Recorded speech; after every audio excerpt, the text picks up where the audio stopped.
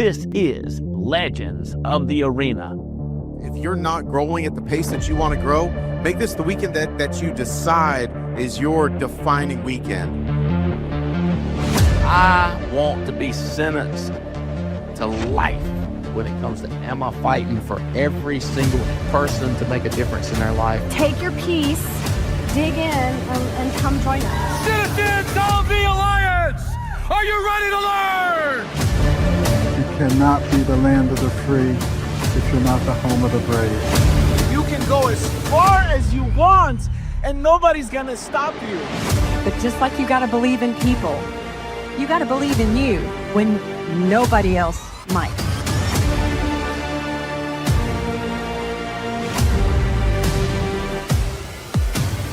Legends of the Arena, where gladiators rise, not to fight with swords, but with a desire to fight down poverty.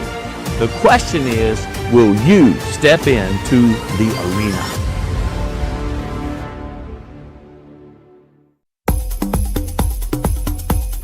Imagine stepping into a world where every moment feels like a scene from a movie. Crystal clear water, exotic adventures, luxury at every turn. This is the amazing title, and it's an experience like no other. We started off in Phuket, staying at this place called Sai Laguna Phuket. It's like stepping into paradise right on the beach. The beach club vibes insane. Sand between your toes, great food, great music blasting. And let me tell you, not far away is the PP Islands. Felt like a postcard. How about this? Then a private lunch on Nakanoi Island. They call it Bamboo Island, I think. Canoeing, these things called the Viking Caves. These vast islands pop out out of the water, and you see these caves so beautiful. James Bond Island, yeah, that's right, the classic movie James Bond, that island, it comes up like that, and you can't even believe you're looking at it. Yeah. What's next? Elephant Sanctuary. Bathing gentle giants. Can you imagine those creatures, you bathing them and kissing them? No, did I tell you I got kissed by an elephant? Chiang Mai. We stayed at the luxurious Anatara, where it's all about the cultural experience. We did shopping at the markets, the tuk-tuk tours, exploring temples, blessings from monks. Expands your mind. The bazaars, the night bazaars. It's crazy. Food, the people, the art, the trinkets, the design, the great paintings. So, if you're thinking about earning this dream trip, stop thinking, start doing. This is your chance to experience the magic of the amazing Thailand. Believe me, it's a journey you'll never forget. Let's do it together. Get busy, get it done, earn less than a Thailand. Come on.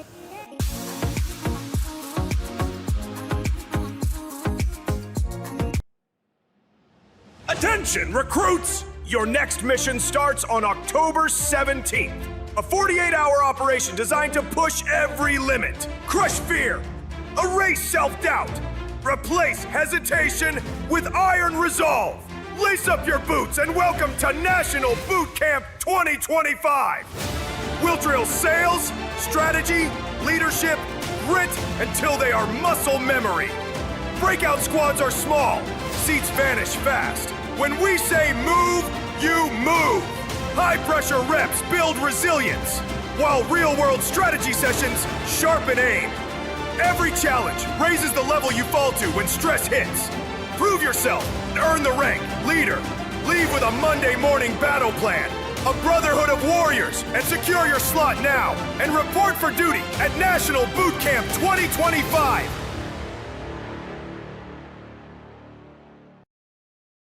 Ladies and gentlemen, welcome to the Wednesday Call Live. Now, let's hear from our host, Andy Albright.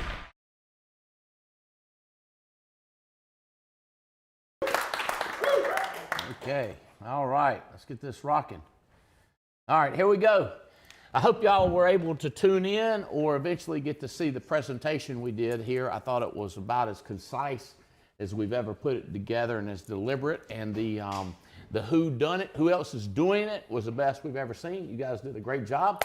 Good job, Adam and Beth and Cindy and Big Mike and Adam, another Adam, and Harry and Emily. That was great. So what we want to talk about today is the concept of owning a business and having residual income coming in. And it's like, I never want to offend anybody that's got a regular job, or it's like I don't want to change my own oil in my car. I don't even want to be the one that drives my car to change the oil in my car. I don't want to mow my yard.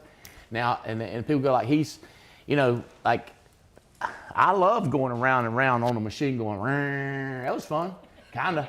I just didn't feel like I was getting anywhere. I felt like I was going in circles because I was. So I'm not against that, and I'm not against people that are salespeople. People ask me, you're against sales? Dude, we got to have sales. We got some of the, in this room, we've got top salespeople in the country. In the United States of America, we've got people in the top 10, top 15, top 20 in the United States of America. Like, congratulations, woohoo! But, you know, the concept when I started this business was show people how to have residual income, to show people how to take a trip for 30 days, go on a month's trip, and have money keep coming in. And to have it just increasing. Because if you're just selling or you just have a job, it's like, it's gonna go up like this. And then if somebody makes a decision, it goes to zero. Then you got a month or 2 months or 6 to find it over again, right? And the same thing with sales, you stop, the money keeps coming in. I will give you this, with us, we have residuals. And I've recruiting, people ask me, what kind of renewals y'all got? I go, our renewals are phenomenal. How are yours? Because if they're asking me about it, that means they know what they're talking about. I go, how are yours? And they go, well, mine are terrible. I go, well, how long you been doing it? Show me your checks. I want to see, because renewals are always, it's trailing money. I don't want to give it up. I don't want any of you to give it up, but it's not crazy money.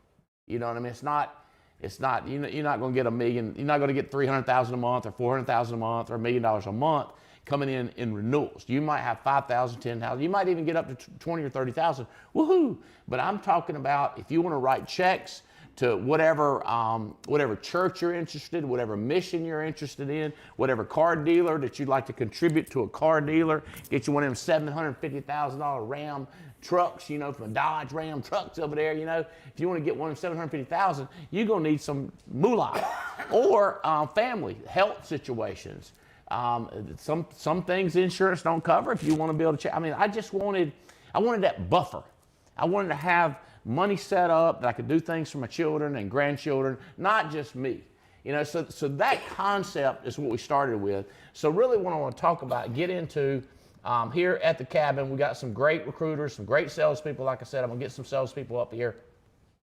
But I want to give you some tips, tidbits that we picked up on, that we've been sharing while we're down here shooting pool and while we're having Chef Jaime cook for us and get everything prepared with all his love and everything that he cooks with. So let's get into it. So the first thing I want to do, I want to get a couple of people up here. Adam Yusuf. Adam. I knew me and Adam had a connection, but I didn't know how strong it was. I found out yesterday afternoon. Do you know what I'm talking about? The Egypt thing. Being in Egypt, my family. What about Egypt? What do your parents have an apartment live near the what? The Red Sea and Cairo and the pyramids. And the what? The pyramids. Yeah, that's right. That's what I'm talking about. Big Egyptian structures. Big pyramids. Big structures. Massive structures in Egypt. I was just there the other day, and out there we took a private tour. We was out there before daybreak, and them things they're saying. They're all inspired. I didn't know that. I didn't know you had a history with the people. I didn't know you didn't know. I didn't know what Yusuf, how you say that name? Yusuf. I didn't know where that come from. All right, we got a couple of them. Another one I want to introduce. I've been getting to know a little bit. We call him Killa Hilla. Killa Hilla.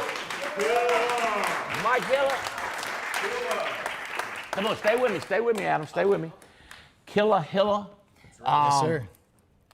Now, Close your ears and your eyes and your imagination if you don't like this kind of stuff. If you don't even like, if the word killer makes you nervous right off the back, next part you're not going to like either. Mute it. Why we call you killer? Well, I'm assuming from our hog hunting trip. Our hog killing trip. Come on. Yeah, we were helicopter hog hunting. Well, tell them about the problem. The farmers complaining, the neighbors complaining. Yeah, there's a ton of hogs on these fields out in West Texas. They do not want them there. They're running rampant, and sometimes you got to call in the helicopter guys. That'd be us. That'd be us. You get in a helicopter with the pilot, 2 birds, 2 people. I've never really shot a gun. You have an AR-15 with a red dot on it. So for someone like me who cannot aim, it was perfect. So when you put the red dot on them, what do? You unload and you're a killer. Insane experience. How much fun was that? It was, how much fun was it? How much fun was it? Incredible. Best experience I've had in my life, really. It's pretty cool. It's unique. We call him Killer Hiller now. Yes, sir. James Coleman, come on up here. Here's another guy y'all gonna like. Y'all gonna like James Coleman. James Coleman, he's got some interesting history and opportunities. I like what you told him about your corporate background. I like the way you chose that to talk about in the opportunity meeting earlier today. So you wanted me to tell about the other background? I didn't want you to tell nothing. It's your life. You can tell what you want to, man. You know, people don't realize you tell the story of your life. Nobody else tells it. You tell it. You tell it the way you want to. But share a little bit with them.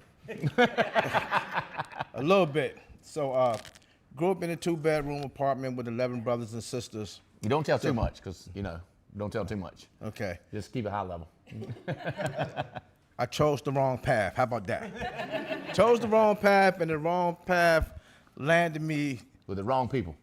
With the wrong people, it landed me in the place where you can only get in by being recommended by a judge. Okay. And I during that time spent 2 years looking at a brick wall without ever going outside.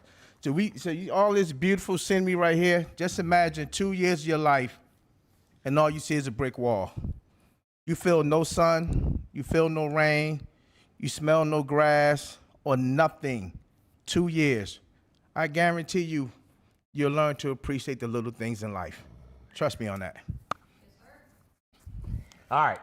So think about this. You're building a business like crazy. You're now up to about almost 150,000 a month. Team, you got four here. 4 strong people here that you're fired up about. Yes, sir. Best 4 you ever put here, right? Believe that, yes. Believe that. Best 4. Y'all around here? Where y'all at? Yeah. Woo! There you go. 4 ever. So looking at that brick wall, okay, and thinking about the vision. What's your vision? Like when you're casting a vision, think about this. When you're building a team, your biggest job is to cast vision. What's it gonna be like? Because that's what people need, a goal. They need something they're trying to attain. So if you're talking about a vision of, say, coming out here and hanging out, what do you see? Tell them, what do you see? What do you see in your business? What do you see for Angie and your family and your children? What's your vision? If you're casting it, so what you're doing is you pay attention to how he casts the vision, because he's pulling on people. Here's one of them right here. So one of the first things, Andy, in regards to casting that vision, what I had to learn is that in casting that vision, I had to take me out of the picture, right? And what I mean by that is getting them to understand, we all this together. Here's the big vision, but what's your vision? And how do we put something in place to where as though their vision fit inside my vision, right? In regards to, I tell my team, we on the mission to do $5 million a month in the Alliance, right? They know that. We talk about it, right? They know on the small scale is how do we get a minimum of 100 people, and we call ourselves the MAD team, stands for making a difference, right? How do we get 100 people inside our organization making over $150,000 a year? right? And we talk about that on a consistent basis for the simple fact, I think we're charged with the opportunity to not just make a difference in our lives, but in the lives of the people that we come in contact with and the communities that we serve, right? So we constantly talk about it and put that out there and say, what are you doing today in regards to, you know, making that vision come to life? Right, I think we are all charged that responsibility. So we putting it out there, and also, you know, and I think Varay said it on one of the calls. Sometimes we get so caught up in what it is we doing that we forget why we got involved in the business from the get-go. And I know for me, here's what I realized, and I'm charged with this responsibility for myself and my family. And to you, what you said, I don't knock nobody with a job, right? Do you? Because we need people, like you said, Andy, to go where you can get the oil change in the car, right? But one thing I understand very, very clear, that if I work a job, then the job dictates what kind of car I can drive. The job dictates what kind of vacation I can take. The job dictates what kind of school I can afford to send my kids to. The job dictates how long I get to grieve if I lose a loved one. And I don't want nobody being able to dictate that for me and my family. So that means I got to work hard. That means I got to keep my vision in front of me to put my foot, what's my saying, fellas? Foot on neck, right? Foot on neck in regards to we don't lay up. We got to keep pushing. That's what it is for us, man. That's big. 5 million a month. So here's the thing. If your vision is not big enough, here's the problem with guys that are satisfied, okay? Hey, I know you never made $350,000 in your life. Woohoo, I'm happy for you. Here's the problem. When your vision is to stay there, what is the person that you brought on going to do? Like, where's the room for them? I know it's a lot of pressure at the top to get out of the way. And the way you get out of the way is you get a vision big enough that they can create their dreams inside of it. That's the only thing about small-minded leaders that we get involved with. Hey, I'm having fun, sitting at home, I'm free, I'm making multiple six figures. That's what they say when they're making $350,000. I'm making multiple six figures, and you know, it's good. It's good. I'm not. But the problem is the people that they brought on. Yeah. As we said at the textile mill, that we hired on.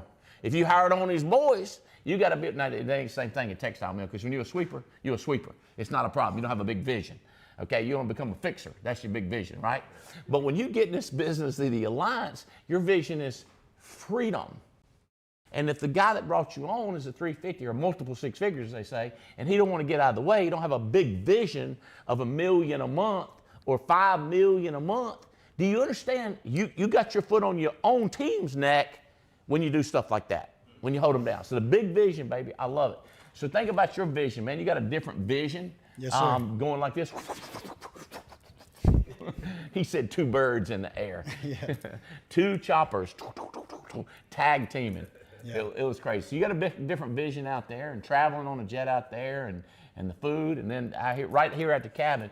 So how has your vision changed, and as you're recruiting going forward, what are you going to talk to people about? What's the vision you're going to cast? What are you thinking? Yeah, the vision I'm trying to cast, because I don't know, like most people, like I wasn't special at really anything. I hardly finished college. I didn't have. But you did. I did finish it, Barely. but there's so many people just like me that need an outlet to figure this out. So this opportunity to me is really the best one in America. My vision is I want to go partner after seeing you, Brandon Manley, Mr. Riddle, all these guys. That's my big vision, is to go partner with Integrity. What I'm going to be talking to most of my recruits and people coming on the team is I immediately want these guys recruiting and girls recruiting, because I'm trying to build something big and step out of where I've been the last year, just kind of in my comfort zone. But I want this type of lifestyle. I want to take my buddies on a helicopter hog hunting trip. I'd like to send my whole company to Cabo or Thailand. I want multiple vehicles without thinking about it. I want to live that type of lifestyle. And I'm going to do that by going partner. I love it, baby. Woo! I call that getting the WANTTO. Because let me tell you something. A small dream is not special. It's just, have you heard this?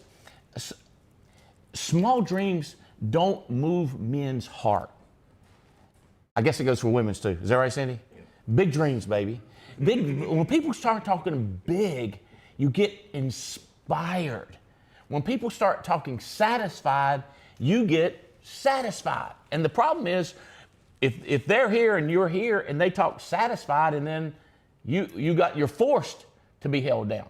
Where a big vision stirs you, you start thinking things like, no matter what, I'm going forward. Nothing can stop me. I don't care about the struggles. I don't care about the problems. I don't even care about what they say, because they are not getting in the way of my mission, what I'm trying to accomplish, which for me was freedom. I know it's freedom from you, and it sounds like what you're driving is freedom. All right, brother, but I'm gonna tell you what, the Nile River, floating down that thing, baby, I'm gonna tell you what, and there's just some cool stuff over there. The unfinished obelisk, that's crazy old rock. Yeah. And they've got the new museum over there.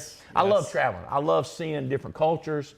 I love our tour guide was taking us downtown where they have, where the serious shops are. Yep. You know what I'm talking about, where the serious shops are. With all like the gold. Well, yeah. But we did the ones where all the seed and the fresh food. Yeah. We did that where it's just tight as everything and just little, it was crazy. I love traveling like that. But what's your vision that you would talk to? I mean, obviously your parents have been successful. They got multiple homes around the world, really. Yeah. So what's your vision, and what would you cast? What are you casting to your team? So when I by the way, just went DM, right? Yes. Just went district manager. Woo! Got his vision on national manager by January. Exactly. All right. So talk to me, baby. So when I look at my vision, I had to look at James because number one, I've known James for about 19 years. Okay. And so when I came here and he started talking about what he was looking for, right? What he wanted to achieve for himself, then I knew that my vision had to be somewhat in line with what his is. Because if I achieve my vision, he's going to achieve his vision, right? So that's kind of what I instill with everybody on my team, right? So I want to know what they want, and they know what I want. They know what my goals are every single month, every single week. So we all work together, right? So that's kind of my vision, is just teaching everyone to work together, number one. And if everybody knows everybody's goals, everybody's going to hit their goals. Because I know James's goal, so I'm going to work as hard as I can to hit my goals so he hits his goals. Then people on my team, for example, I have two really great people that have been doing excellent lately, and I know what they want. So because I know what they want, I'm going to help them achieve what they want. So that's kind of my vision, is that everybody knows that, hey, let's all work together, because if we all work together, we're going to get where you are. We're going to get where James are. We're going to get where Adam is. And that's what I'm looking for, right? I want to see everyone succeed, because my vision is watching people succeed is kind of what I want, right? I like what I have. I'm going to get more, but I would rather see the next person succeed, because if they're succeeding, then I succeeded. Woohoo! Yeah, baby. I'm debating on whether I'm going to share something with them or not. Go ahead. You think so? Go ahead. Patrick, look around the corner and see if there's a little tag on top of it, but it's a jersey laying there, a famous jersey. Because some people talk and other people walk the talk.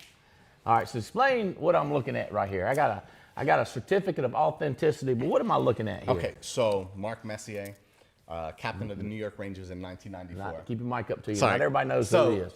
Mark Messier, captain of the New York Rangers hockey team in 1994. They won the Stanley Cup, and I got his signed jersey. Signed jersey. Congratulations. Thank you. So it was how'd you get that? Or is that something you can tell? So yeah, no. So being at the game, and just having the seats I have, knowing the people in Madison Square Garden that my family knew, I was able to like, procure the jersey and have him sign it. And it's one of my prized possessions. And I've bet this so many times with so many different people, and I swear I would never lose it. But I lost it.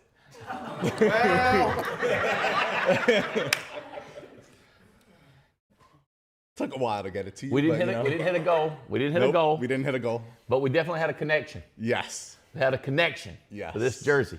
So I kept picking on him. When are you gonna bring my jersey?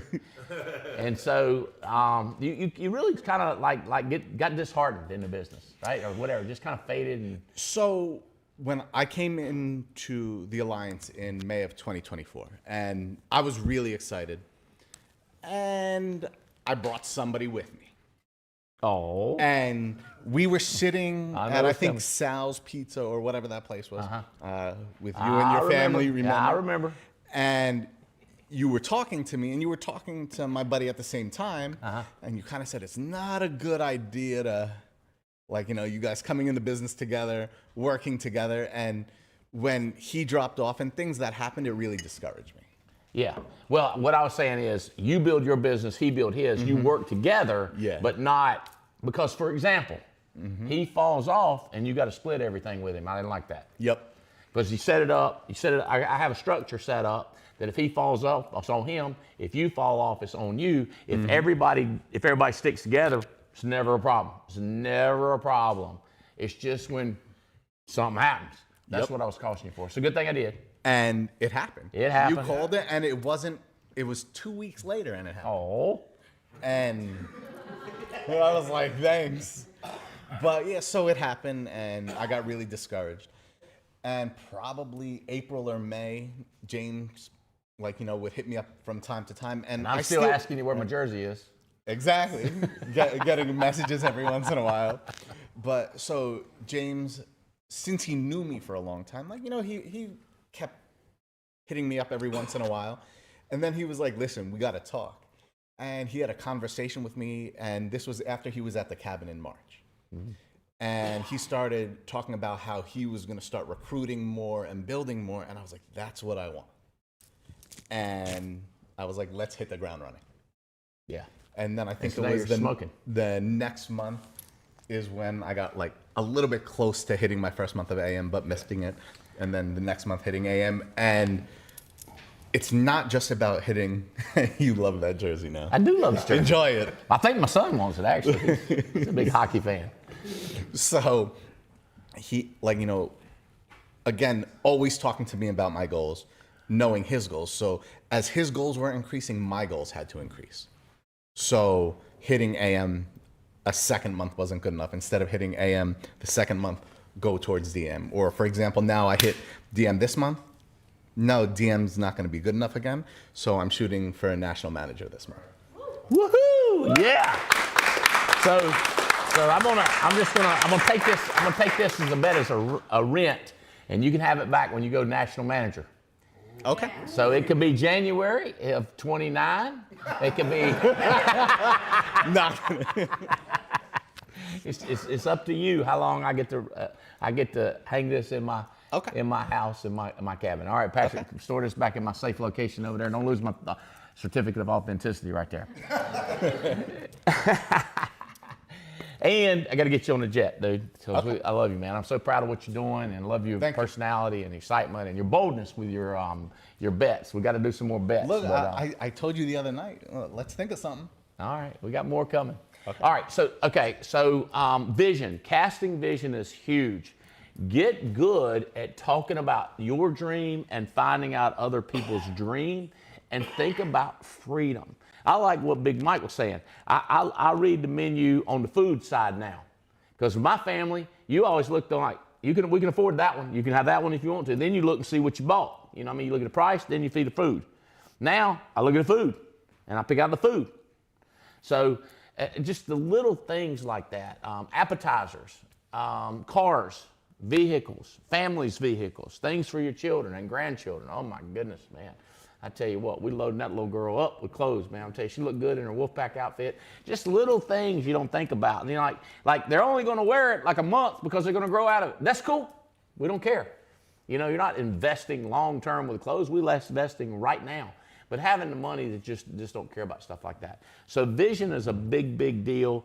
Get good at it when you're showing the opportunity, when you're talking to your friends. Really get good at it. Another element on it is connection. So think about this. When we've been out here at the cabin, we've been having some insane meals. You start out with appetizers, and Emily's doing drinks, and just always checking on us. And then we get the meal set down, and we get the first course, and it's just nuts. And mingling around, talking to different people. We got the fires going all over the place. We're fishing together. We're paintballing together, riding Rangers, and just having a good time. So talk about connection. What's some ways, let's start with James, what's some ways that you made some connections? Maybe who have you connected with? What did you connect on? My boy Eric, that's a Marine. I didn't serve in the military, but I have a big, Army. Marines too, but Army. I have just a big appreciation for military people, and just talking to him about what he did and how he enjoyed it and how he's incorporating that into his life, and then his family and his kids. So that's kind of been one of my key connections. Adam he's been texting me every day for, I don't know, maybe 45 days. And just hello, good morning, just say I'm here. And so I know his name. And it's funny because I know his name, but we hadn't met. And I knew who it was. But just to connect like that, and there's more connections that I've made here, but when you're recruiting and you're meeting people in a restaurant, you don't have as much time, but you're practicing the same concept. How do you connect with people? So who have you connected with? How did you connect? And how does that tie into when you're doing a 3-foot rule and you're talking to people out in the public? I mean, I go right back to Eric over here, having a conversation with him and understand, he did military, retired, got income coming in, right? But it's just not enough for him because there's more. And being able for him to starting to take a leadership role with his team, and scheduling meetings for when he get back, because he sees, hey, look, there's people like me that's out here making it happen. Then that means I also can make it happen. Like we having a call scheduled up for me to hop on the Zoom call with him and his people for next Thursday, right? He's not a part of my hierarchy, but guess what? He's part of the alliance, right? So so we got that going on. And then where's Al? Al right there. Al and I we have a similar background, right? That's right, you do. We got a real similar background. So there's an instant connection right there. And talking about what are some of the struggles that we deal with having that kind of background. What adversities do we face with that? But also let's talk about how do we not focus on the adversities? How do we focus on what we can control? How do we focus on what's in front of us and what do we make happen? Because he's also a single dad. Right? I'm not a single dad, but I got kids. He got kids, right? So how can I help him become a better version of himself and help him also, grow in this business? And I had Brandon Manley last night talking to my team, right? In regards to what he has done since he's been with the Alliance. So it's not just my team get to hear from me, but they get to hear from integrity partner, right? What does that look like? How does that also helps me? And then we go to these conventions, right? But how many times do we get the opportunity to allow some of these leaders to have some one-on-one time with our team? So in the environment like this is a great opportunity for you to start building those relationships and those connections. And by the way, Andy, I got to say, thank you for allowing me to have my birthday here on Monday. It was fantastic. It was fantastic, buddy. It was fantastic. Yeah. Happy birthday. All right, Yosef. Okay. Connection. Who have you connected with? How did you connect? How do you take that concept into recruiting and your team out there? So just like James had mentioned, last night we were originally sitting, it was James, myself, Monte, Benji, Joseph, and we were just sitting around talking about our goals. And then we had an opportunity for Brandon to step in, and he started talking to us. And that's what I love about this cabin so far. And thank you for inviting me here, because of course, I've been to family reunion. We're going to be at National Boot Camp, and you get to hear from all those speakers at that event. But being able to have all these people here and just have a one-on-one conversation, or sit down with a bunch of people and, like, you know, shoot the wind and have these conversations, it's so valuable, right? And just hearing from what Brandon was telling us last night about his story and how everything was going on. And when I look at it, and I want my team, for example, to start focusing more on telesales and virtual sales. And I know his team is doing a fantastic job from that. So now me getting that information and being able to pass it on to my team, I can't get that without having this setting here. Or I could, but it's so much easier to be at this cabin and have these conversations with people. And even just hearing about one of the things that he had mentioned, and I forgot who asked you the question last night about, like, what would you have done a little bit differently than, so Eric, you asked that question about when, like, you know, what he would have done differently in regards to if he started, like, you know, now thinking about things like that. And you were talking more about recruiting. And that's why, to me, like, even when James talked to me about it a couple months ago, I was like, okay, recruiting is, like, paramount. Yes, sales are great, but recruiting and everybody else recruiting, that's where everything becomes so much bigger. So that's kind of when I focus on recruiting now, that's kind of what I'm telling everybody. Hey, great, you might be with this company and you're doing great in sales, but what about growing yourself? And that's what I've gotten so far this week. So think about this too. As you're making connection with people, the bigger buffet you got, the more likely you're going to find somebody they like. Mm-hmm. Anytime I think about that, I think about those places in the airport where they have all kinds of Chinese food, and the guy's got the toothpick, and he sees you coming, and he put that little piece of chicken. Taste this right here. Oh, you think that's good? Oh, taste this right here. You know, he's doing that buffet thing. Because, see, you're like at the virtual. Oh, you're an in-house. You're a door-to-door person. Oh, you're a seminar person. And you're watching their eyes, and you see when they light up on that buffet. Because that's the meal you're going to serve is the meal they're asking for. So the connection is you finding something that your team jumps on, or this individual jumps on it.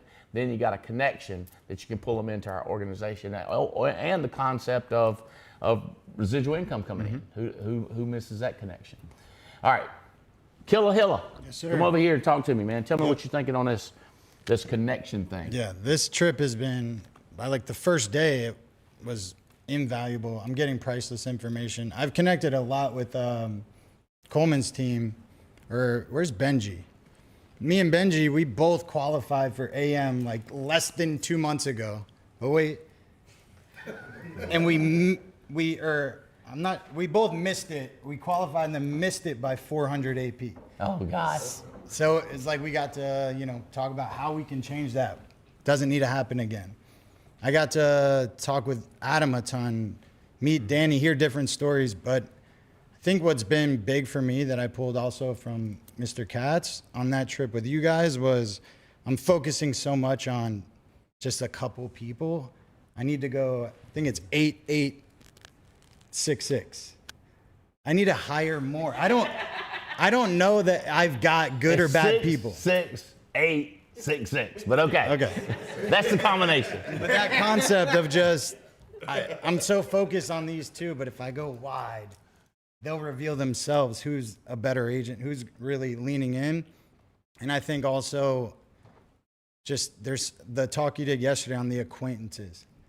Like just thinking of who has an SUV, who's a nurse, who's a massage therapist, who's an army guy. It's like, we have everything here. Right here. We can connect them to anyone. I always take my identity. I don't connect to this person. If not, you can get them in to talk with someone here. I think that's been super valuable to me. Okay, so vision, connection. How about this? Y'all heard empathy or finding out what the other one's needs are. I love audios a lot. I'm listening to Never Split the Difference right now by a guy named Chris Voss. And he's talking about negotiating for people's life. FBI negotiator in hostage situations. How do you connect with this guy that has some emotional issues? Whatever's going on, he has taken a person hostage, and you're negotiating for these people's life. So how do you have empathy? How do you connect? How do you connect? Like we're saying, what are their needs? How do you figure out their needs? And he was talking about a thing, mirroring, matching. When you hear a person talking, you're trying to put yourself in those shoes. And then here's what he said: you label it. So you label emotions, and when you label them, people can say, yeah.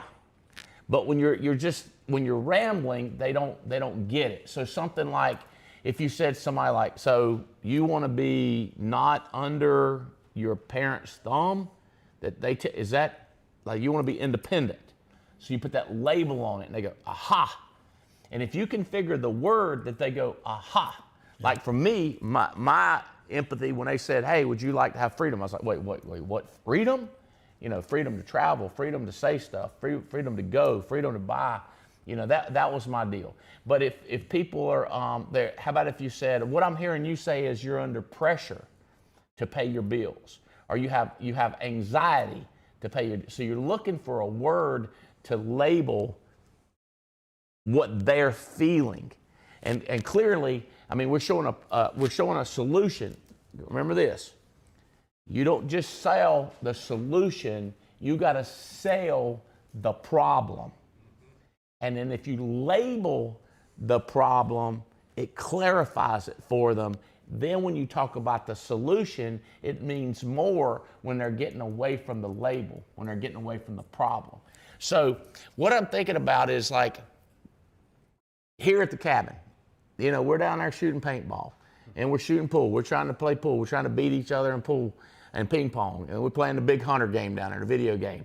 So what are you hearing is the dreams? What would you label some of the dreams, or what do people want that you're talking to down here? Or what do you want? What would you label yourself? What's some word? What is a word if somebody said this to you? Go like, that's the problem. Here's my solution. What's on your mind, and what are you hearing as far as labeling or empathy with people? Yeah, I would say as far as with me and like what I'm hearing, everyone's trying to level up or increase, get to the next level here and promote themselves. For me, what's my problem kind of, I would say right now it's not building depth. Aha. That's been the one, like the big exclamation mark on this whole weekend is finding depth, getting to depth. So to me, it'd be like, it sounds like you have a passive income problem. I'd be like, yes, it is. So you have a passive income problem. Yes, sir. Does that ring a bell with you? Does that sound different? You have a passive income situation. Is that what you're saying? Yes. It is crazy when you start doing it. These like, people say, I've said this business so simple, but there are a million little tools, tricks, systems, processes. I try to put it in writing. I try to put it in videos. I'm trying to put it in my social media, but passive income, brother. Yes, sir. You got a passive income problem. And the way to solve it is hire a guy who hires a guy who hires a guy. Depth. Gotta get depth. God. I don't know if y'all got fired up, but I believe me and Brandon Manley got fired up. Yes. Yeah. They're going to leave without it. They're going to leave with them. People going to quit. People come and go. Yeah. People come and go. They got situations in their family, got health issues, parent issues, sibling issues, spouse issues. They got issues. Right. But not if it's 100 people. Only 10 of them got an issue. 90 of them are still good. Right. They're not going anywhere. Yeah. They're bought in. Yeah. And then if they are recruiting people too, it don't never end. Yeah. It can get out of control. It can get to $5 million a month. James Coleman. Ooh. What are you hearing? Labels out there. People, what are they wanting? What's the problem? What's the situation? I think what I'm hearing, Andy, is that there's people here, and they want freedom, right? But the group that's here, they think that's some what of them you're hearing. They want freedom, right? But they stuck in owning the sales job. And I can relate to that because that was me until I came to the cabin in March. You know, so when I think about that, I'm like, I absolutely can relate to that because you make good money here as a life insurance agent, you make great money, but you can get caught in that trap. So when you hear Mike talking about that passive income part, that's the path to freedom, right? It's being able to get there, but is everybody willing to put the work in? What does that part look like? So like when we talked the other day, we talking about, so you hired this person on staff and now you got this extra time. What do you do with that extra time? Because the extra time don't mean you can go hang out, chill with your friends, you know, take your wife on extra dates and everything. No, that's not what the extra time is for. The extra time is for to continue working, right? And to your point, yes, not just working in depth in terms of people, but working in depth in terms of the kind of conversations that we're having with the people that we're bringing in to help build them. You know, so with that, so if all you're going to ever do is sales, then I like to put it like this: you're going to be stuck in that rat race, going 40 miles an hour, is really going nowhere, because it's like one bad month and it changes everything because you just stuck there. So understand, like, so if the name of the game is freedom, right, and you put it right here, Andy, where we can get out of it. In this book right here, the question now becomes, how come we not utilizing and doing what this book say, right? So for me, my team and I, we are back into that book, and we're not just reading it, we're taking our time dissecting it, because the one thing I learned is that everything that you've been saying from the time I've been with the Alliance, leaving and coming back, it's all right there. We just make it harder because we don't want to do what's in that book. And that book is what's going to get us to freedom. I hear you, baby. Connection, building depth, building a team, building a massive residual income. So what words are you hearing from people here? So who are you talking to? So I'm going to start out with myself for a second. All right. And the reason why I'm going to start out with myself is what I realized is not having enough time. That's how I kept feeling that I don't have enough time to do everything that I want to do. So you got a clock problem. No, I don't want to call it a clock problem. When I mean like not enough time, I mean not enough time for my people. Okay. Right. So that's what I'm trying to like free myself from, and that's where freedom comes from. And what I've learned this weekend, just like these two have been saying, is the more depth I have, the more time it's going to release for me. Mm-hmm. So that's kind of what I've been learning. Sound like I had a couple of depth problems in here too. Mm-hmm. So if anybody's brand new, what we're talking about is if you're building a sales team and you hire 6, 7, 8 people, that's a good program, happy for you. But that's the hardest people to deal with, is the ones you hire. Because the next one, so if you hire Bob and Bob hires Angela, you're going to see a decided improvement in how quickly Angela comes on board. And then Angela hires Terry. Terry is going to jump at the opportunity. It's a phenomenon that I've been seeing for 30 years. And it's the same as if you hire 12 wide, one of them's going to be great, one of them's going to be the worst. There's no way you get around that. I'm sorry, that's just the way that works. So you go 12 deep, it's going to be the same thing. One of them's going to be great, and one of them's going to be not as good. But the greatness of these people, like this one that's great, is only better than the 12 here. But when you find them in depth, they beat all 12 hands down. And it's a new game. It's like a new recipe, a new country.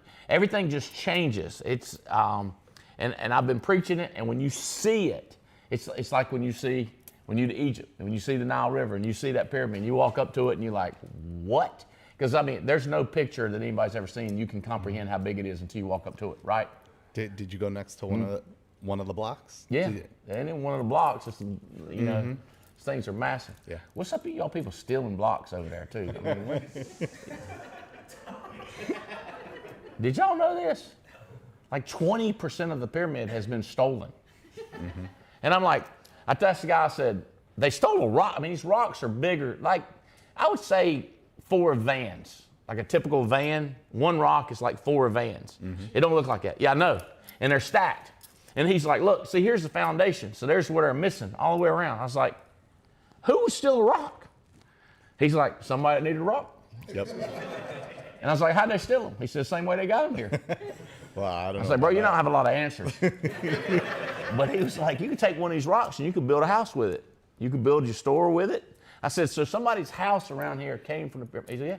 I said, all right, what are you going to do? Yeah. What a trip. Yeah. Hey, yeah, I don't want to get diverted into those intellectual questions from Egypt, but it's some freaky questions. You think, how did you do that? And don't start with the alien thing, because we do not. I'm not subscribed. After going, before I went there, I said that, but after going there and they talked to me and he showed me some tricks, just like we're showing you tricks. I'm not going to tell them, but if y'all want to know, I'll tell you some stuff he told me, and I was like, that's insane. That's crazy enough to work. So kind of like this stuff, what I'm telling you, it's crazy enough to work. If you'll take our advice, it'll work for you. All right, let's do this. I want to get some other people up here. I know I want to get Eric up here. Eric Evans, come on up here. Y'all trained out. Eric Evans. Jeff Schultz, one of the top people in the country. Dana, is he in the house? Come up here, Danny. And let's go ahead and get Spencer Albright up here. My boy, bring it on here, Spencer. Come around this way, son. Come around this way. All right, no, not you. Okay, all right, boys.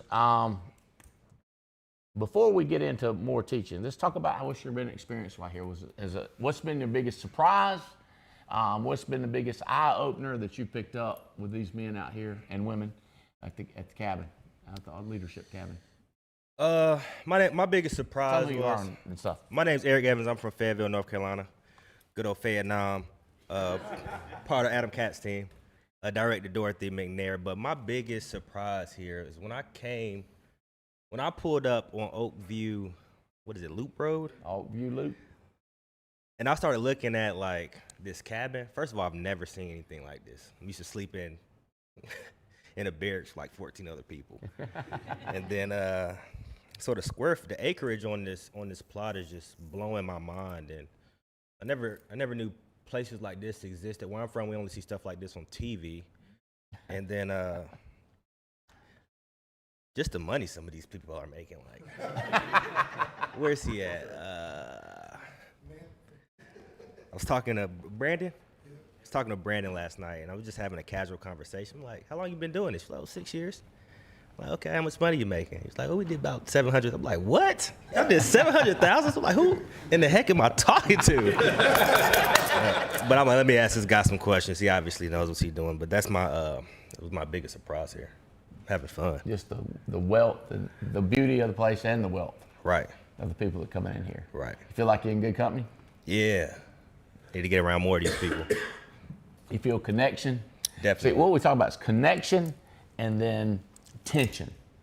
So once you make the connection, then the tension you create is the difference from where they are and where they want to be.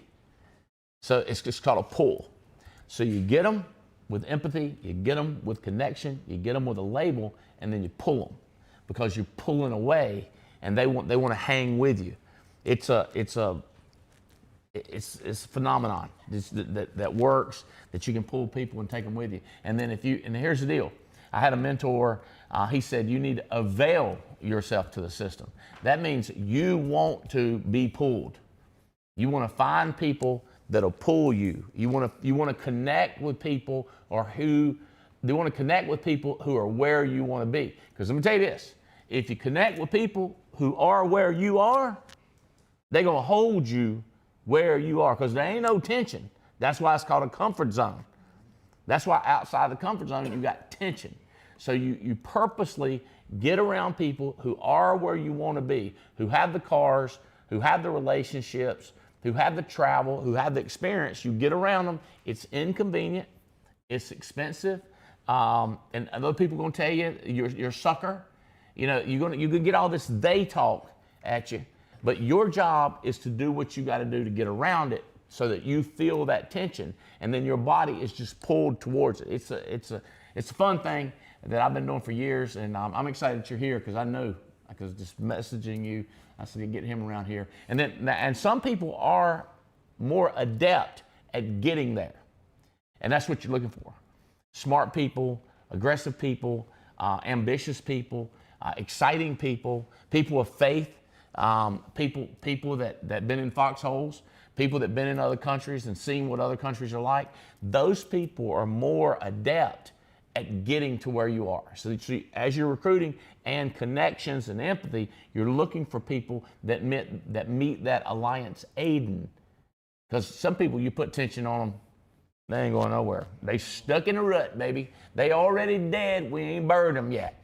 They're like in a ditch, walking down a ditch. As soon as they stop, we're gonna put dirt over them. You understand? They dead man walking.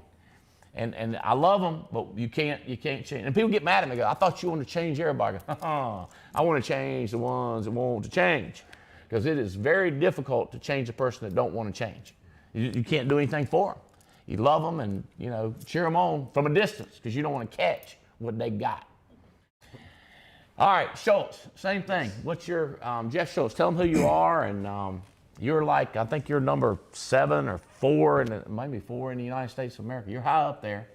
That may be generous. Huh? That may be generous. Well, I'm a generous man. But I know you're high up there. I got my sheet over there. I'm going to look it up. But tell them who you are, where you're from, and Sure. what's been your take? What's kind of got you going in the cabin? Jeff Schultz, I'm from Clearwater, Florida, but moving to North Carolina soon. I'd say the biggest take was, you know, I've been to the cabin before, but just how relaxing it is, but also it's kind of like when we start talking about, I heard the Katz's the other night talking about Amway, and just the dream building, I think it's so easy to kind of get caught in your own little rut.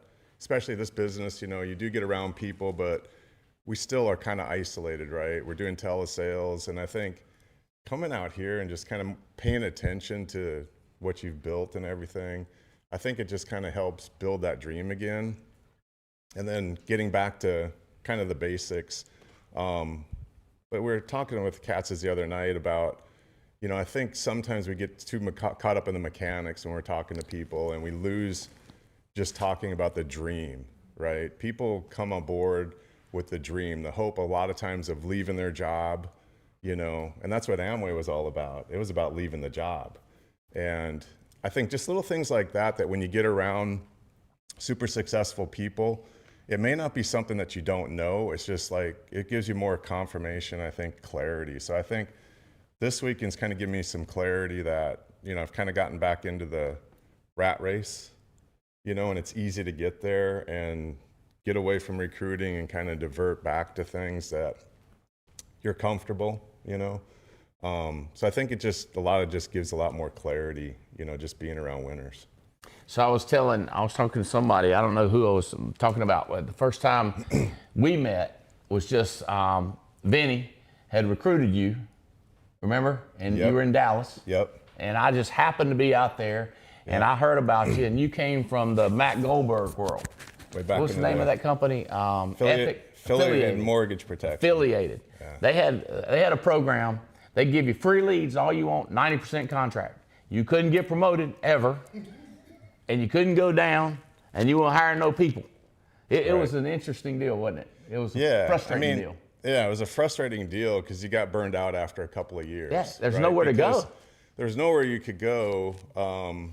Yes, you can make a lot of sales, but there was no upward mobility. There's no ownership. There was no ownership. There was no upward mobility. It was just like you had a sales job. And so when I left the industry and I was gone for 12 years and came back. And tell them what you did, because a lot of people, we've got some people that do that and make 6-figure income. Tell them a little bit about that. You had that was kind of a dream to make 6 figures then. Yeah, so I was a physical therapist. I went to school to be a physical therapist, got out, worked for 5 years. All I did was push a pen. It wasn't what I thought it was. And I actually went to PT school to be a business owner, not to be a work for somebody else. But that kind of collapsed with HMOs and everything. So did it for 5 years, then was exposed to the insurance industry, got in, sold mortgage protection, did well with it right away, started getting really burnt out with it, started looking to do annuities, got in and did that for 7 years, and then up until the market crash. And then, you know, things changed because you're a one-man band, you know, and when that changed, there was no residual income back then. So left the industry, was looking for 12 years, never was approached by anybody. And give credit to my wife. I was working 80 hours as a PT. She said, tired of this, right? You just come home and all we see is you sitting in front of the computer doing notes and everything. And she's the one to encourage me. She said, well, and I knew what she was talking about. She's like, and if you know Jen, she's like, you need to find something. This is not working. I didn't marry you to never see you. And so she's like, you need to find, I was like, gosh, I was so far away from the insurance industry that I almost forgot what I did. I was like, well, gosh, I did financial advising and insurance. I said, actually, I was fairly decent at it and I loved it, you know? She's like, you need to find that. And that's when I did a couple of interviews with a couple of IMOs, wasn't impressed. And then I found the Alliance on the internet. Maybe the only person ever that searched. and here's the Alliance pulled up. And then what caught my attention was his world's #1 producer for mortgage protection. And that one new on the insurance side. And I was like, well, shoot, man, if I'm going to get back into this thing, I'm going to talk to the #1. Why fool around with anybody else? And so I sent him a message and said, hey, I'm super interested, have some experience. Somebody please contact me. And you guys are really good at getting on the ball. So my understanding is that it went to Clay Murtis. Clay gave it to Vinny. And the next day, Vinny called me. And I grilled him for like an hour and a half because I was already in the industry. So I kind of already had a general idea, but things had changed so much over the years that the thing that caught my attention was like, oh, and you can build a team. I'm like, what? Wait a minute. Because my thinking was like, okay, well, I was already making 6 figures. I'll get back into the industry. And if I have to, I could probably still sell mortgage protection and put in less time. You know, that was my whole thinking. But then when he said that caught my attention because I was like, oh, shoot, I know how hard it is to be a salesperson, even if you're good and you get burned out. You know, everybody's going to hit that wall. It's going to happen. And so that caught the attention. And then when he said, oh, by the way, I'm friends with the CEO's CEO's son-in-law. That's the team that you'd be on. And then, oh, I can get you introduced, right? And they go, we're going to get in front of Andy. And I was like, dang. It's getting better and better all the time. Andy asked, you know, out to eat and had steak and everything. And then Andy, of course, being a super smart businessman, I think we were only in the business for, 3 weeks and decided to bring us down to Florida. Yeah. You know, bring your wife. We got a heavy hitters convention. We got the top people in the country from the central part of the state all the way east. You need to come down and see these people. And I think the biggest thing is that it always kind of reminds me too, when we're trying to get people to convention, when we're trying to recruit somebody, I think a lot of times we hone in and we talk to the producer, right? But understanding that, hey, you know what? The person at home that's the significant other pulls a lot of weight. Can you still do it? Absolutely. You can. But that, I think, sold my wife. Yep. And it wasn't because of necessarily the money, it was the people that she met. And those people that she met that first, you know, that weekend, you know, still is in contact today. But I think it was just kind of, it blew her mind, just the kind of quality culture that Andy has built and the rest of you, you know, that have been here for a long time have built. And I think that always kind of brings me back when I'm recruiting people too, is it's not so much the mechanics and the money, right? Because you can make money anywhere, but it's the people that you're around, right? Think of how many times people leave a job, yeah, maybe for some more money, but they don't feel appreciated, they don't feel connected, they feel used, you know, and that's something that the Alliance culture doesn't, there's no hint of it. And I think that's a huge part of, you know, getting people and just the spouses around the business too. That's textbook recruiting, everything about it. If you listen how we brought, I mean, he didn't hate physical training. He'd worked hard for it. He went to school for years, paid a lot of money for the sticker. your certificate, right? You invested a lot. Yeah. Because a lot of people, when they're going down the road, you meet people 10 miles, 20 miles down the road, you go, you know you're going the wrong way. They go, yeah, but I know I'm going the wrong way, but whew, I'm going. And it's hard to turn a person around that's set going the wrong way, going down. We say climb a ladder. You look at the building you climbed up against, and you're like, whew, ladder's leaning against the wrong building. Now you got to go back down the ladder and move it to a different building. It's a big deal. So textbook recruiting, he had a spark, had an interest, and immediately we were on him. Immediately he was meeting other people. Immediately pull him in to down to Florida where our team was. So it's textbook. It was, yeah, if I think back to the way you guys handled me, and if I just remembered to do that. Right. I mean, and it was fast. Yes. They were giving me attention. And very assumptive. Very assumptive. We weren't asking him nothing. Come on. They weren't concerned about what I'd just done either, because I'd only sold 2 apps, right? But boy, they moved so quickly. And the other thing is too, is I think if they had dropped the ball, I would have been gone. Yeah. I'm very detailed. Like, I need to work with people that are accountable. And my gosh, every single person that I dealt with early on was so accountable. I didn't sit for any period of time. And I said, they move fast, and it's like, they pretty much, I was going to be locked in pretty quickly, but I kept telling my wife, because I've been in the business before, like, man, this is sweet. I've been in the business before. I said, this is a heck of a setup.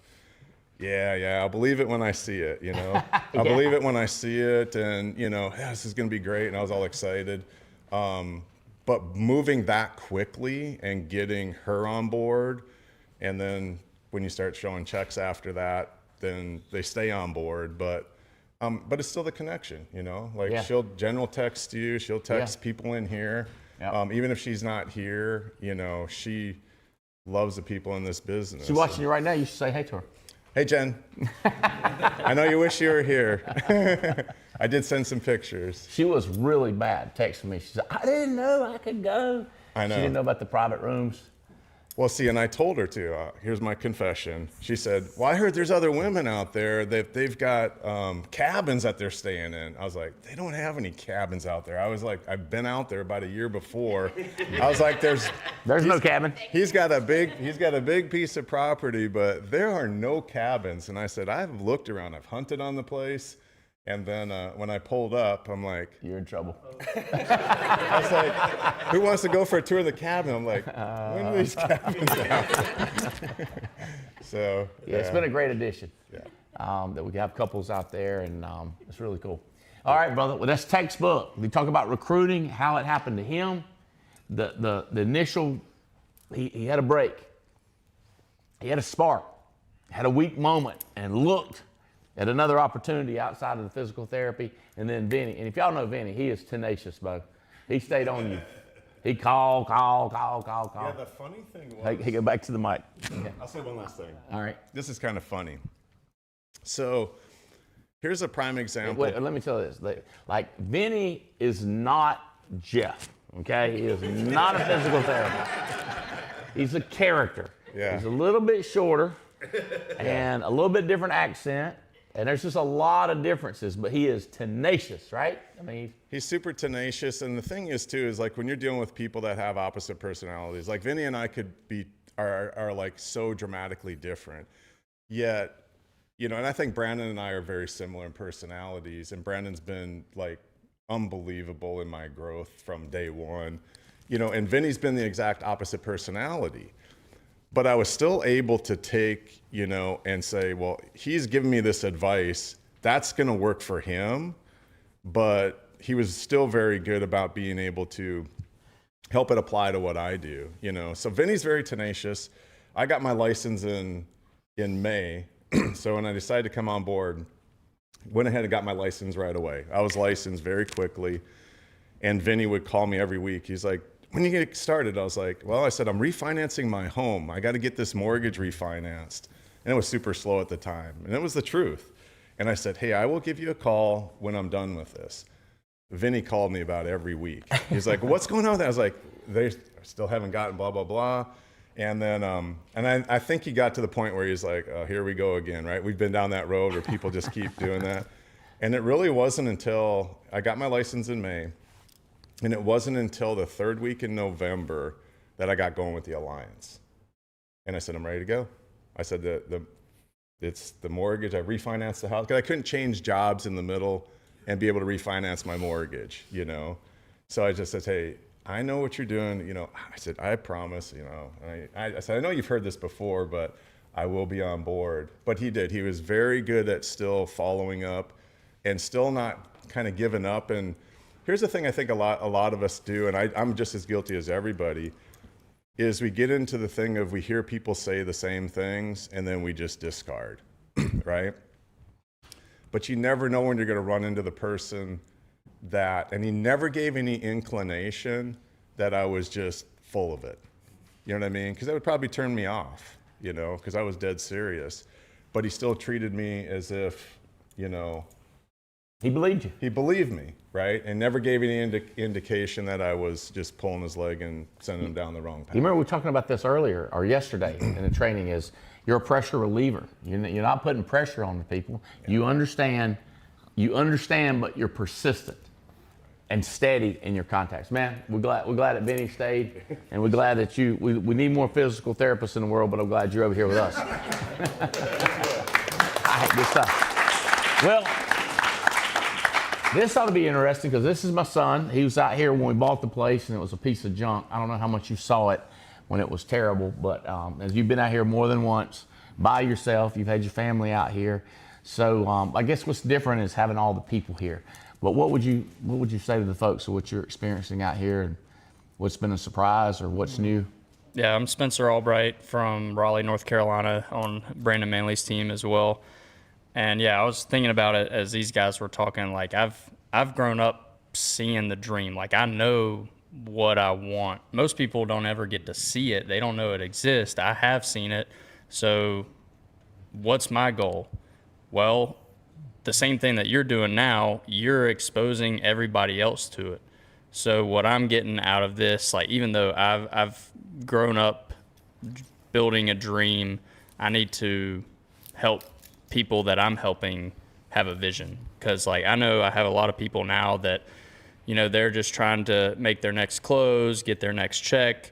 They don't necessarily know what is out there and what exists. So that's what I'm taking out of it. I need to help my team build their dreams, their vision. What do they want to accomplish? And in turn, you know, that'll continue to build mine. So I need to expose people, my team, more to stuff like this. Good stuff. Get them out here to the cabin. Good job. So remember 30 years ago when I got started in this, they said things like, take them to Paul Miller's house. Take them to a Ferrari dealership. Take them to a Lamborghini dealership. Take them to a stupid rich neighborhood and just drive around and say, wonder what you reckon he does? Wonder what she does? Wonder what that family does? And just keep people sick. Because some people have never been in that neighborhood. They've never looked at a house like this. Not to mention, like I said, been in it. And it's just like everything is, you know, like the art and the just the different things on the wall. You're like, how much did that cost? Like that cost more than my car. You know, it's just like my entire house. So getting them see stuff, it really, they can't, I heard it like this. If you take a rubber band and you stretch it, it's going to come back, right? And it's almost back, but it's never back to original. You keep stretching it, and eventually this rubber band will be that rubber band because it won't go all the way back. And people's mind, people's visions, people's concept for the future, you switch out with him, your concept for the future never gets back to where it was. So if somebody like you, Jeff, I mean, you've been there, been a nice place before, that was a nice restaurant where we went. It was a great restaurant. So when I'm thinking about new people that I'm super impressed with, Adam and Cindy, like super impressed with, not the people that I don't think, like some people, no matter how excited, they ain't gonna do nothing. You know, they're just stuck. But people that you know that have done it before, that can do it, that have the background, You want to really get in there. So even really nice restaurants, and I mean, you get to go too. That's what I like about it. And it's part of your business expenses. You get to go too and expose them. My guys that I've taken you out, you know, when we order. I want some of this, some of that. I ain't never had that before. Definitely get 2 of them. I ain't never seen that before. You'll definitely get 2 of them and just order it, let them taste it and see it. One of my favorite, I mean, this is another little thing, but people to go like, I didn't know asparagus was good. I go, your mama must have got it where my mama got it, out of a can. And like, I mean, Spencer's probably going like, can you get asparagus out of a can? Because he's never experienced that. But you know, that thick grilled asparagus, man, where they done skinned it, you know what I'm talking about? Ah, shut up here. You know, but when them skinny ones, my mama, he took the skin off, there wouldn't be no asparagus left. It was just mush. It was green mush in a straw. It's like a green mush straw. You know, but if you hadn't seen it, or if you don't know what grilled bone marrow is, and some people don't know what calamari is, just stuff like that, get them exposed and going like, wow. Or what's a real steak like? You know, they've had one of them, you know, the Waffle House steaks. You know, I don't know how you call that a steak, but they call it a, steak and eggs. Woo, no. So stuff like that, Spencer, you're right, and then anyway, it's connection, it's fun, it's getting to know people. Danny, what's been your take? Step up just a little bit. What's been your take? And tell them a little bit about your background, education, all your thermometer degrees, and stuff like that, and then talk about the cabin experience. Sure thing. So my name is Daniel Dana. I'm out in the greater Tampa Bay area, Florida, part of the Riddle Nation. I've been with the Alliance for a little over 2 years, so still feel pretty new overall. My background was in education. I started college pretty early. I was working for NASA in 2012, and then later on I had an opportunity to pursue my teaching degree at UNC Chapel Hill, where I would later become a middle school grades educator. Then I moved to Michigan later in life, and then from there I obtained my master's in labor law. And so a lot of this sounds disjointed because I mean a lot of it was a journey of me trying to discover myself and what I wanted to do. My family always told me like I was intelligent and I should pursue something greater because my family's all about the military. My father's Sergeant Major at Fort Bragg, and his folks are Air Force, and so it's all been the military pretty much through and through. But I was born with some medical problems, so they were like, we got to shift gears here. So they're like, you got a big head, we'll use it. So I have multiple degrees, and despite having multiple degrees, I was kind of fed this dream that if I got the degree, I would obtain the dream, and unfortunately, I can say that just didn't happen quite as linearly as I would have preferred. Surely there was some disillusionment, and so when I eventually left Michigan and I moved down to Florida in 2022, a huge part of that for me was trying to reset and try to figure out like where my forever home was going to be, because again, it just really felt like I was misplaced. So long story short, I found an ad for an HR benefits broker position on LinkedIn. Love LinkedIn, still use it. But I applied for this position, and to my excitement, I was given an interview, and then I got on, and all of a sudden it's a webinar for American Income Life to do life insurance sales. And so this might work. HR benefits specialist. Yeah, benefits broker, yeah. Benefits broker, HR benefits broker. Yeah. Clever. Yeah. Clever. I give them credit. They duped me. So I got into that webinar and I found out it was a sales position. I was like, oh, no, thank you, and I left. And then I go back to LinkedIn and I find another benefits worker position. Now it's Globe Life. At that point, I was like, well, beggars can't be choosers. I guess I'll get the license. Worst case scenario, it's just another way to market myself later. So I got into class, and to my excitement again, once I got my license, I became a very popular person. Suddenly got a whole bunch of phone calls, and I was like, this is great. I made, looking back, I made the mistake. Hold on. This is critical. It's really cool because you've got a labor law degree. You got 4 degrees. Mm-hmm. And nobody's calling you. Oh. Nobody's hiring. He takes a week-long insurance class. Yeah. Right? It sucked. But everybody wants to hire you. Yeah. And in fact, I was like, yeah, I'll work with all of you. And that was kind of my first mistake. So hired. Yeah, I was working with the Alliance part-time. I was working with WFG part-time. I was working with Family First part-time, American Income part-time. I was like, I'll do them all, yeah.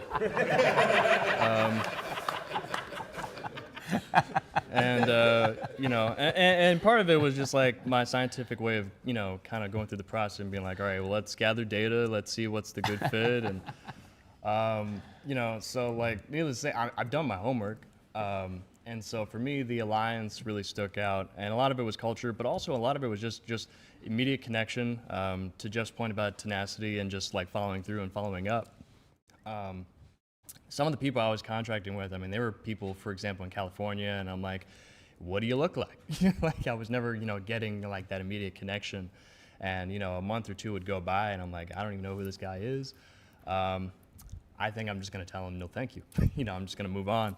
Because I didn't really feel like I was being valued. I felt more like a number.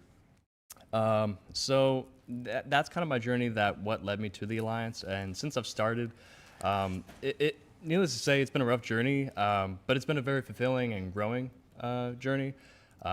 Again, my background's not in sales, so when I first got involved, it was, I remember my first appointment, and we laugh about it now, but my first appointment was in a Dunkin' Donuts, and I had coffee thrown at me in front of the cashier and everything else. And that's not to scare people away. That's encouragement. I feel better about it. Yeah, no, I feel good about it. And I love using that story to tell people, I'm like, you didn't get coffee thrown at you, you're good. And I got to give credit to, some of my upline, like Martin, Sabrina, Frank, they were really supportive and helping me work through that, momentary trauma. But also just keep my eye on the prize. And on that note, I think these last 2 years have been a journey of, like I said, discovery, because a lot of what got me involved with the Alliance was this genuine fear of repeating the past and living in the past in an effort to get away from it. I know that doesn't really make too much sense saying it out loud. But one of the things I read in the 8 Steps was about, the dog and the nail. And I felt like I was like Usain Bolt, as far as away from the nail as I could get. And that's kind of was my core motivation. But now that I've had a few years to like look back, I'm like, I really need to like shift my focus to like the future. And the question you had earlier today about like, what are you dreaming about? Like, is your dream big enough? For me, that was a really loaded question, because I'm like, even in this current moment, I'm still trying to dissect that. I'm still trying to figure out like what my dream is, as opposed to what I just want to run away from. And so that's one of my key takeaways from this cabin experience, is just taking the time to slow down and reflect, frankly, on what it is that I'm doing this for. Because I think, to Jeff's point, getting in a rut, I've been really enjoying a lot of the stuff I've been doing. Once the estate planning stuff rolled out, that was like, I was like, wow, I'm doing some smart stuff now, and it was really exciting for me to get involved with that. Learn more about, finance. I obtained my CEP, which is a Certified Estate Planning certification. And I was like, I'm ready to like really take off with what I'm doing. But despite everything I'm putting together with my team, like Marnie and Sabrina Frank down there in Tampa Bay, it does feel like a job at times. And I love doing what I do, but I'm like, there's got to be more. And I think this cabin experience has like really shown me like, through connection and also just, again, through just some really deep reflection and opportunity that I don't have to run away from things. I can actually run towards things. And so I'm just trying to figure out what that thing is. And so I'm just really excited. Good job, brother. I'm excited about you. Alex, come up here. Just give me a little room, get Alex. Y'all stay with me, but let Alex right here. All right, you're not alone, brother. Let me tell you this. I, for a long time and a lot now, okay? Remember what I said? Show them the dirt before you show them the sky. What I said is sell the problem. Brother, I don't ever want to be broke again. You with me? You talk about running away, scarcity. Like my drive was similar to your drive. Like run away. I still want to be far away from crock pot cooking and, putting pinto beans on loaf bread for a meal. How about this? I think we ought to try breakfast for dinner, change of pace. What? That's what we do at my house.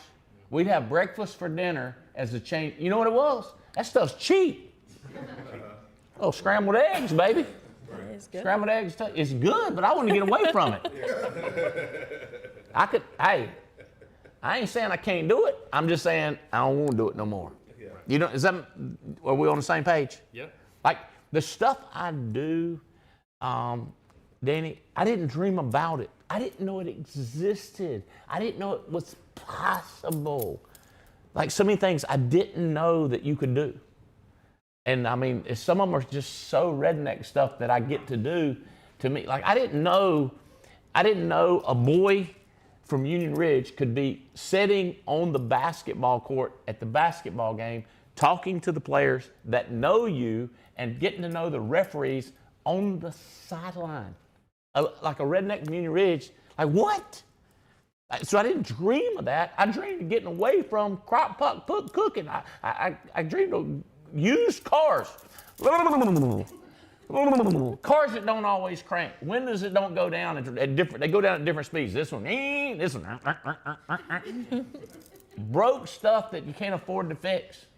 I mean, I know my staff freaks out sometimes because I get mad.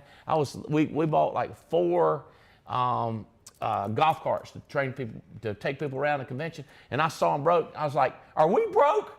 Somebody got to get these things fixed." You know what I mean? Like, because that was my house. You go by those houses. You ever see those houses where when the car breaks, that's where it stays, and then they mow around it. You know what I mean? Like sometimes they don't mow around it, but I mean the bushes are coming up around it and through it. I don't like that. I just like a cream. You have seen this place. There was a transfer truck up there rusted on its side. Not kidding. The back of the truck was up there. It was like a storage area, so to speak, but it has holes in it. Does anybody remember that up there? We'd hunt around it. It was nasty. And I was like, we got to get this stuff. I want to look and see grass and trees. I don't want to see tractors and bull, stuff, old truck leaning over like that. Getting away from that nasty stuff. Okay, we got to wrap up with this. And I was on Alex about this. Who are we looking for? I'll let you see what I'm looking at here. Identifying the right people. Focus on the right people. So how do we know? You heard his background. So tell them some things when you're going to be interviewing. What are you looking for in people? Because it's not what everybody thinks. Like they would think like he's not a salesperson, But you know that ain't me. He's not inspirational and crazy, but you know, tell him what you're going to be looking for going forward. Some good stuff. Think about my Ranger guy. Just talk to him. So obviously, tell who you are and where you're from. I'm Alex Gammon. I'm from Burlington, North Carolina. I work at headquarters. First and foremost, hiring people, recruiting. Yes, I'm in recruitment. You're looking for your Alliance Aiden and Alliance Alice. Those are people that are ideally already licensed, but you know, you're also looking for somebody, you know, married, has kids already, went to a great school, graduated. Losing it here. Good degrees. Good degrees. Like. Yes, not just. Like 4 degrees. Like 4 degrees. Yeah, you're not looking for somebody that's just got some random degree that got it because it was the easiest thing that they could do to say that they have one. Yeah. Yeah. People that done something. Tell them about the Ranger guy. Yeah, the Ranger guy. You're looking for somebody that has been in the military before, not somebody that was fired or kicked out, but somebody that's honorably discharged or still active even. Just somebody that you can tell has a good history and that is striving for something better. You're looking mainly in their history though, because you're not going to, history repeats itself. So if you're finding somebody that went to school and dropped out because they didn't want to work hard for it, or again, somebody dishonorably discharged or fired from all of their previous places, that's not going to be your fit. That's not going to be somebody that's going to continue to work hard towards their goals because they don't even really know what their goals are. They're just kind of farting around trying to figure something out. So everybody that's here at the cabin sacrificed to get here because you've had some success with us or you had success in something else. So you had the money to come, the money to travel, the money to get here, the money to pay. So it's history more than emotion. He's excited. He loves me. He believes in insurance. His mama had insurance. Oh my God. Like, don't get me wrong. I hire everybody and be nice to them. I can't tell what's in their heart. I cannot judge what's in their heart, but I can judge their history. And people say, what if it was just unfortunate? What if it was just an accident? What if it was his situation? Well, now he's going to bring himself to you, or she's going to come around you. And all that history that they have of missing, quitting, stopping, blaming others is coming with you. Versus somebody like him, it's like, now he's not happy with his jobs, but he's got 4 degrees. He physical training, physical fitness, what is it you do? Physical therapy. Them things not easy to pass. A lot of classes, a lot of money, a lot of effort. Had the job, been doing it for 5 years in a row. That's history that we're looking for. And I'm telling you, everybody, Harry, Emily, everybody, James, everybody in here that's out here at the cabin, you're hanging out with each other going, this is the kind of guy I want, this is the kind of couple I want, this is the kind of boy I want right here, this is the kind of girl I want right here. So guys, look, go find the right people, hire everybody, because you might be wrong, you might judge them. You say, I don't think I'm going to rank them as number 1, but you hire them, and then they are a underdog that you didn't expect. But they're a fighter, and they finally were in the right fight. They finally were on the right team. It happens. But finding the people that have consistently kicked butt, take names, the last 5 years of their life, keep in mind when they're 18 or younger, ain't as many things they could win. But when they're 25 and 30 and 35, like, show me something. You had to have done something. You might have had some bad stuff happen to you, but you had to change, and you got to give me some results. I think you know better now. So when we find these people, we make the connections, we find the empathy, we label the bad stuff. This is kind of what you were saying, labeling the bad stuff, then they know what to get away from them. Then we get them around the Alliance team, baby, and we'll build a master team. $5 million a month, baby. I believe in you. Thank you, guys. Appreciate y'all plugging in. We're out. Peace out. Thank y'all. Very good. Good job.